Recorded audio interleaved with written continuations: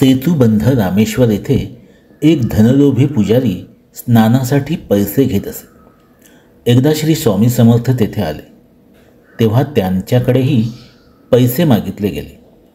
स्वामींनी शांतपणे नकार दिला आणि ते तिकडून निघून गेले.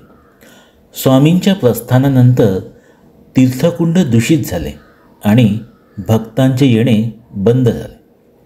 पुजाराने अनेक उपाय केले, परंतु सर्व निष्फळ ठरले. शेवटी तो शृंगेरी मठाच्या शंकराचार्याकडे गेला. त्यांनी खुलासा केला की श्री स्वामी समर्थ हे परमेश्वराचे स्वरूप आहे आणि पुजाराला लोभ सोडून भक्तांची सेवा करावी असे सांगितले. पुजाराने श्री स्वामी समर्थांची माफी मागितली. स्वामींनी त्याला आशीर्वाद दिला आणि तीर्थकुंड स्वच्छ झाले.